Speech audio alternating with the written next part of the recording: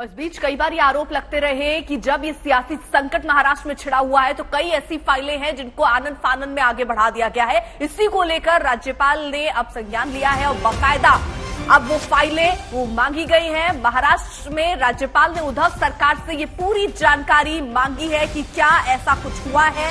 सियासी उठापटक के बीच 3 दिन में मंजूर किए गए प्रस्तावों की जानकारी मांगी गई है। ये जानकारी देनी होगी कि पिछले 3 दिन यानी 22, 23 और 24 को क्या हुआ, वो जानकारी राज्यपाल तक पहुंचाई जाए। राजभवन में उद्धव सरकार से ये पूरा हिसाब किताब मांगा गया है। 3 दिनों में कितनी फाइल जो है वो क्लियर हुई है, इसकी जानकारी हम तक पहुंचाई जाए। 22 से 24 जून के बीच कितने सरकारी प्रस्ताव जारी किए गए हैं, इसके बारे में भी जानकारी दी जाए। राज्यपाल के प्रधान सचिव का मुख्य सचिव को पत्र।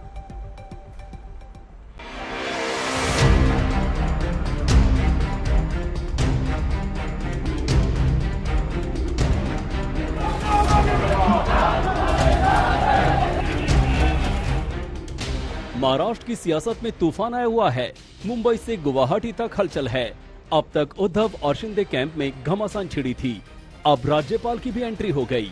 राज्यपाल ने उद्धव सरकार के अंधाधुंध फैसलों की फाइल तलब कर ली है। महाराष्ट्र के राज्यपाल भगत सिंह कोश्यारी ने महाराष्ट्र के मुख्य सचिव को चिट्ठी लिखी है। इस चिट्ठी में सरकारी आदेश वाली फाइलें मांगी गई हैं, जो 22 से 24 जून के बीच जारी किए गए। विपक्ष का आरोप है कि 3 दिन में उद्धव की अस्थिर सरकार ने 200 से ज्यादा फाइलों को क्लियर कर करोड़ों की योजनाओं को मंजूरी दी।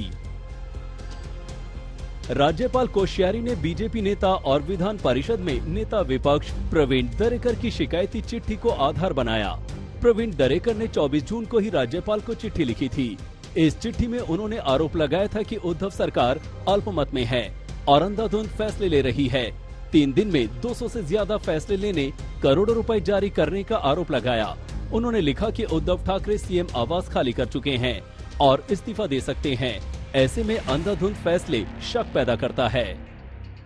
महाराष्ट्र में चल रही राजनीतिक उथल पुथल के बीच महाराष्ट्र सरकार धड़ल्ले से काम करती नजर आ रही है, क्योंकि महज कुछ दिनों में करोड़ों के प्रोजेक्ट्स, प्रपोजल्स और फाइल्स साइन कर चुकी है सरकार।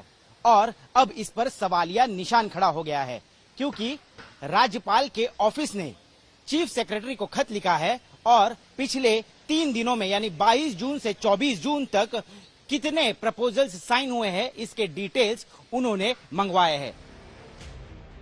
राज्यपाल की चिट्ठी पर शिवसेना भड़क गई। संजय राउत ने तो पुरानी पड़ी फाइलों को निपटाने का सुझाव दे दिया।